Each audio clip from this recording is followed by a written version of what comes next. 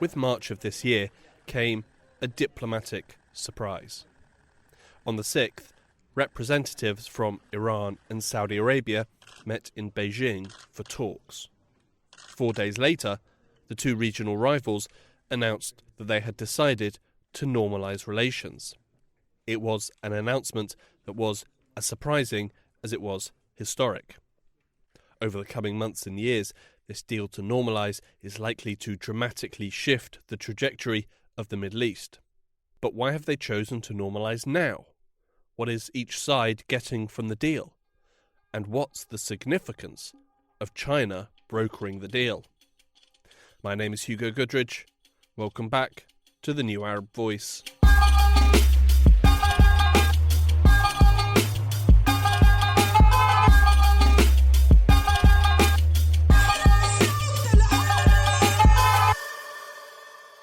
Relations between Saudi Arabia and Iran have had their ups and downs.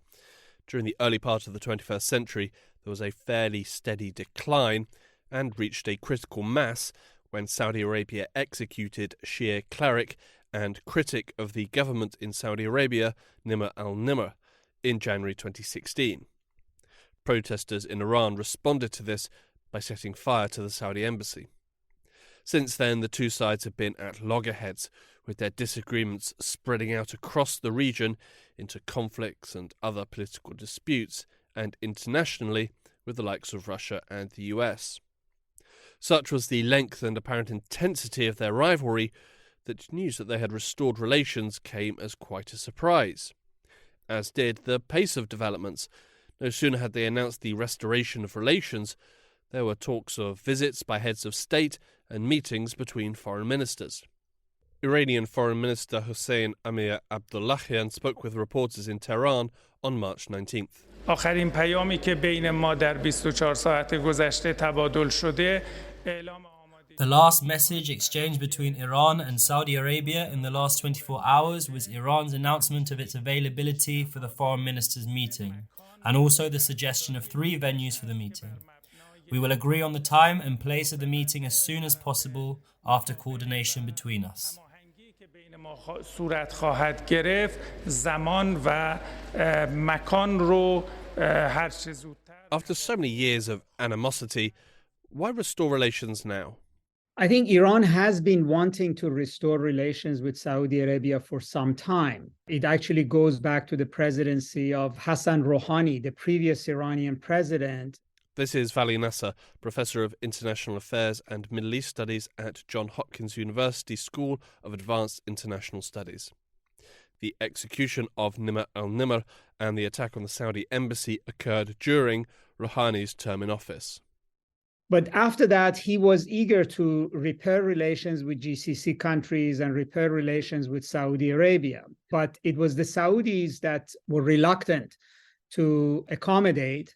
They blamed Iran for the war in Yemen, but the Iranian position has been for a very long time that they want relations with Saudi Arabia. They want to get past the episode of the breakdown. As Vali explains, Iran was driven by a combination of desires and realizations. There is always a domestic constituency in Iran, which is particularly close to the ruling order, which wants access to Hajj and Mecca. And their inability to go to Mecca is not, that does exact a cost at some point. Secondly, is that the Iranians increasingly found that not having relations with Saudi Arabia actually empowers the United States much more to follow an aggressive policy towards them, and also gradually push Saudi Arabia and other GCC countries into an alliance with Israel. And this particularly accelerated after Iranians attacked Saudi oil facilities in 2019. So they also learned that they cannot bully Saudi Arabia back to the table. And therefore, they have to find a way to de-escalate tensions. If Iran's realization that it cannot use force to get its way with Saudi Arabia and also wants to be able to perform Hajj unimpeded prompted them to sit at the table for discussions, then what brought Saudi Arabia to the table? Well, I think there are a couple of reasons. One, has been developing for about 3 years, and the other is more significant going forward. This is Dr. Christian Coates-Ulrichsen, Fellow for the Middle East at Rice University's Baker Institute for Public Policy. We're now in 2023. Mohammed bin Salman announced Vision 2030 in 2016, 7 years ago, exactly in April, and it's now 7 years until 2030, so we're halfway. Mohammed bin Salman needs a period of calm and stability in the region so he can focus relentlessly on implementing and putting into practice and reality the associated giga projects such as NEOM, the Line, all of the major initiatives that have become associated as critical parts of Vision 2030. And until now, they have existed mainly as aspirational videos and simulations in plans. He's now got to put those plans into reality. And so for that to happen, he's really got to focus exclusively almost on domestic issues, on domestic policy. Vision 2030 is the ambitious brainchild of Saudi Crown Prince Mohammed bin Salman, which is designed to diversify the Saudi economy and move away from its dependence on oil. Part of Vision 2030 is attracting big sporting and entertainment events such as Formula One races and wrestling events, but it also includes mega projects like the construction of high-tech cities of the future. Hosting such events and undertaking such construction projects do require a general environment of calm and stability. Missile and drone attacks by Iran and Iranian allies on Saudi oil facilities have not been found to foster such an environment. Additionally, Christian explained that the US response to these attacks also fed into the Saudi decision to normalise relations.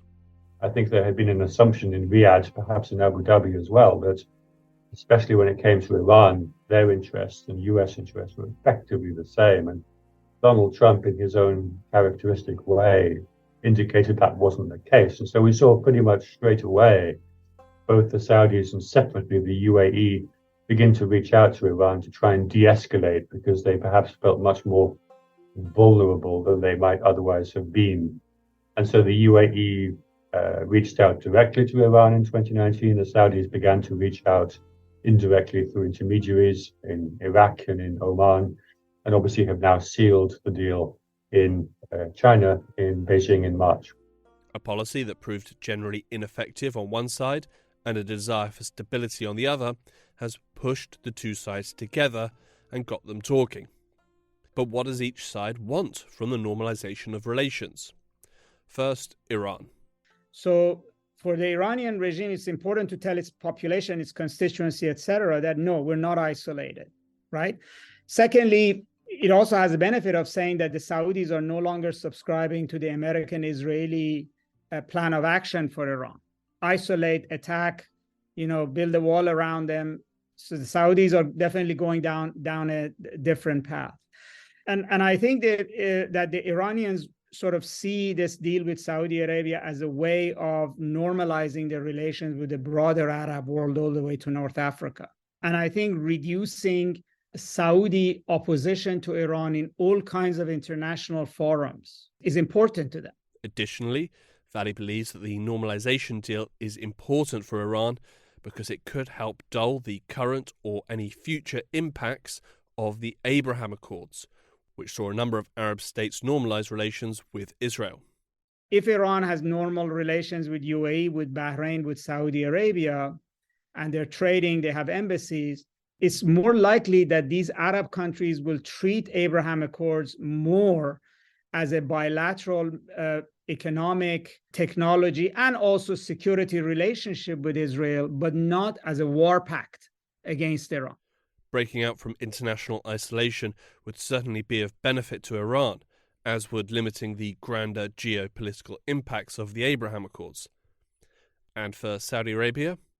Well, I think for the Saudi perspective, the preoccupation is finding a way to get themselves out of the military intervention in Yemen, which began in March 2015, so it's been 8 years plus, and has not secured for the Saudis any form of military or operational or strategic victory or gain. And certainly for the last year or couple of years, the Saudis have been trying to find a way to extricate themselves from Yemen in a way that secures minimal Saudi security objectives, but also allows them to get out. The war in Yemen is a major issue for Saudi Arabia. Since 2015, Saudi Arabia has been actively engaging in and supporting military action in Yemen against the Iran-backed Houthi movement. The conflict has killed hundreds of thousands of people, both directly and indirectly, through famine and the destruction of healthcare facilities. There have been numerous accusations of war crimes and crimes against humanity levelled against both sides. And in recent years, the conflict has grounded to a sort of stalemate. A ceasefire was called in 2022 and has unofficially continued since then. For Saudi Arabia, the calm and stability they desire cannot be achieved if the war in Yemen continues. Unfortunately for them, the deal in March appears to already be paying dividends, with the Houthi Supreme Political Council meeting with a delegation from Saudi Arabia in the Yemeni capital on April 9th. The Houthis in Yemen are not under the direct control of Iran, but would generally be considered as Iranian-backed forces. And in light of the normalisation deal, questions have been raised about the use of proxy forces across the region. These militias around the region are treated by Iran as part of their military strategic assets. So the Saudis have, or UAE have F-35 fighters, or they get advanced missiles from the United States Advanced Air Force. Well, Iran says, okay, we have Hezbollah, etc. Right? So it is not as if because they signed a deal and they're going to open embassies that the Saudis are going to stop building their military, and that they're not going to keep investing in all kinds of things to try to balance out Iran.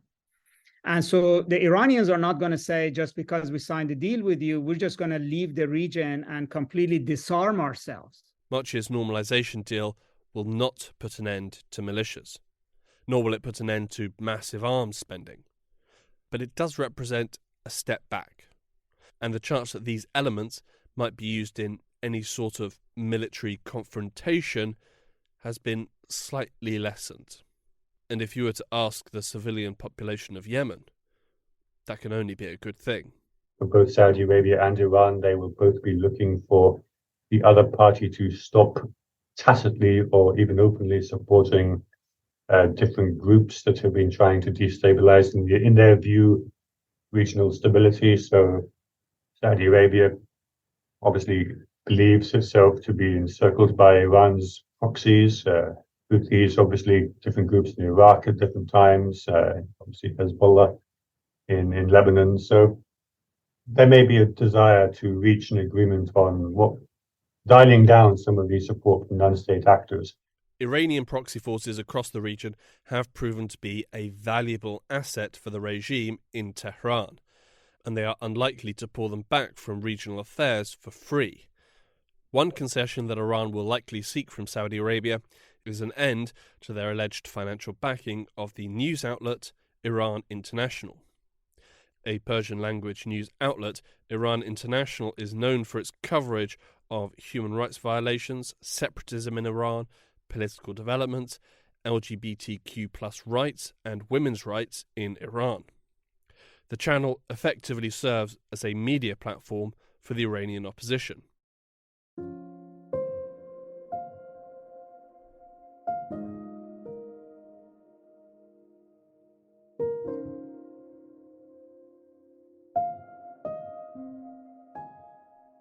The ink is still drying on the normalisation deal between Iran and Saudi Arabia, but in addition to the political and regional gains and concessions, it is anticipated that money and investment will likely enter the picture sooner rather than later.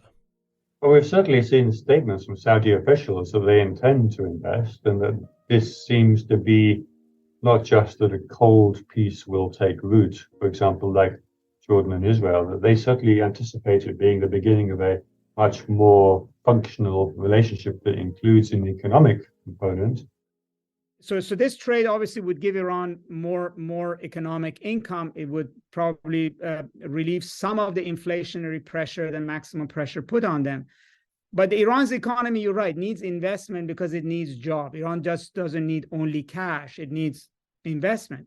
This would all be well and good, but Iran remains subject to a raft of heavy US and EU sanctions that are designed to limit what business can be conducted with and by Iran. Now, obviously, the US sanctions, international sanctions on Iran would be complicating. Having said that, we've had US sanctions on Russian entities for almost a decade, since the original invasion of Crimea and parts of eastern Ukraine in 2014, and that hasn't stopped the Saudis or other Gulf partners of the US from working with sanctioned Russian entities. And I think what we've seen is that the US or the Saudis and others have just seen these sanctions and effectively chosen when and how to comply. And we may see that also with Iran. The Saudis say almost to the US, okay, well, stop us if you want. We don't know whether the GCC countries can do this in an above the water way that would not get them entangled with the US Treasury. But at least on the face of it, right after the first meeting in China, the Saudi finance minister dangled this, that if everything goes well, we're ready to start investing in Iran. Now, they've done this in other countries, like when they repaired relations with Turkey, Saudi Arabia and UAE both invested in Turkey. After years of basically not being in talking terms with the president of Turkey, but then you didn't have the wall of sanctions in Turkey. So in Iran, we don't know. But down the road, sort of economic integration is what hardliners want. Economic integration is also usually a Saudi tool of exerting influence and maintaining influence. At a time when petrodollars that are their maximum, Saudi Arabia, UAE, whether it's in relations with Egypt, Pakistan, Turkey, etc., they are basically using their economic capabilities as a very effective diplomatic tool. And so the expectation should be that they probably, at some point in time, that will play in with Iran as well. Now, how it does, in what way, remains to be seen.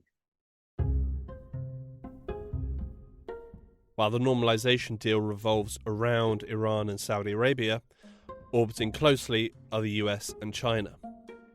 The announcement of the normalisation deal was a surprise, but the fact that the deal was brokered in China and signed in Beijing, that was an even greater surprise.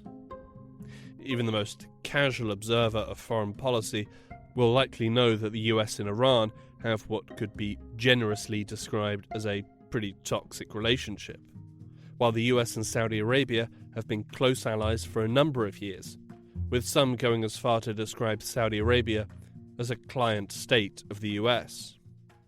Most people will likely also be aware that the US and China have a fairly intense geopolitical rivalry. So why did China play broker to the deal? For Iran, it seems like a fairly obvious choice. Iran has been drifting eastward because of US sanctions. I mean, it really became much more economically integrated into China when Trump put maximum pressure, forcing Europe to cut all sorts of trade, technology, manufacturing, etc., relationship with Iran. But that also means that the Chinese have certain leverage over Iran, which the Saudis understood was valuable here. Right? Iran has no relations with the US. US has been preaching containment of Iran. When President Biden went to Saudi Arabia a year ago, he was trying to get the Saudis to recognize Israel and then for them to form a NATO against Iran. So the Saudis know the Americans cannot broker a peace between Iran and Saudi Arabia. And the war path that the United States wants to go on, the Saudis are not on board because they're going to get bloodied in it.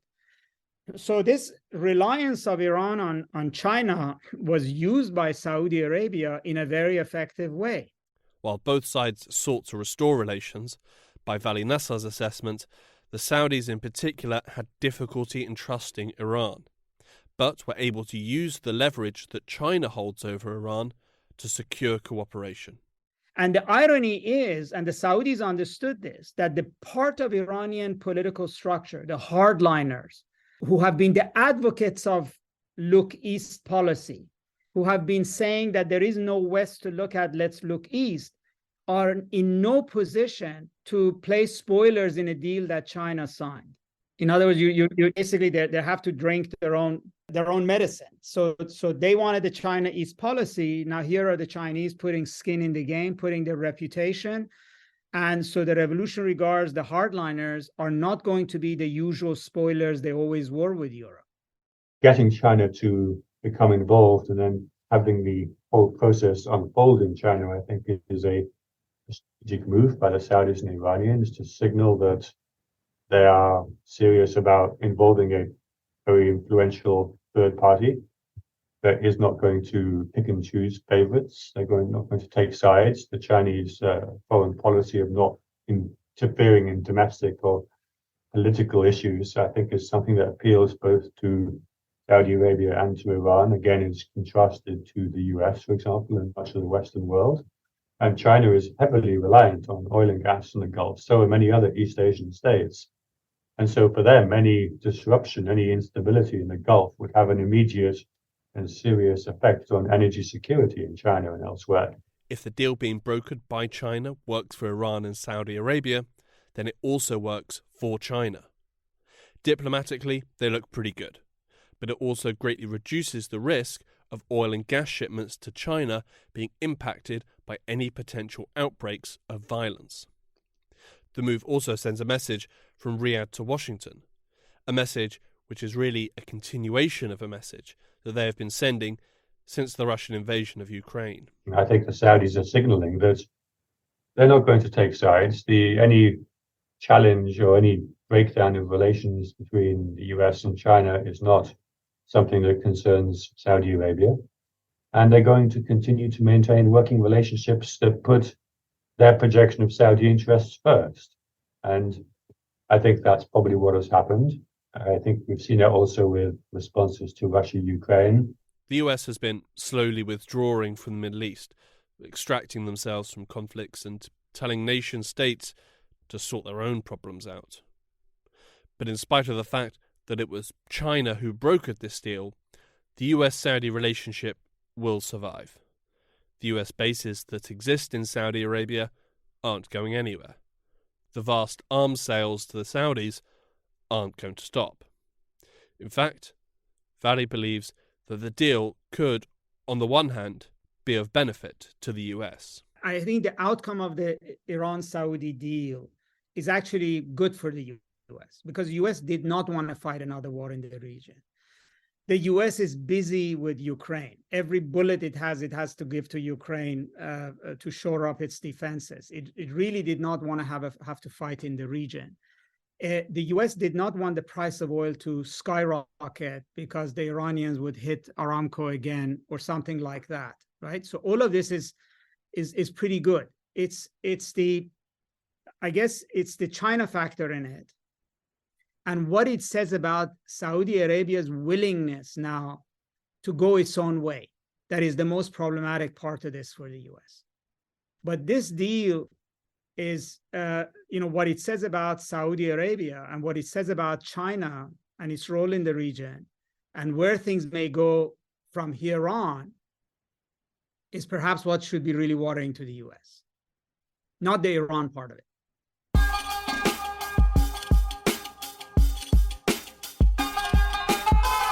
This episode of The New Arab Voice was written and produced by me, Hugo Goodrich. Our theme music was by Omar El Phil. The New Arab Voice will be back next week. Until then, you can find all our previous episodes on all major podcast platforms. You can also check out our Instagram page and Twitter account, both at The New Arab Voice, for additional content. We also have a weekly newsletter, which you can sign up for. Find the link in the show notes. You can subscribe to the podcast so you never miss an episode, and you can also rate and review, which helps us spread the word. Don't forget to follow The New Arab on Facebook, Twitter and Instagram for all the latest news, analysis and opinion from the region.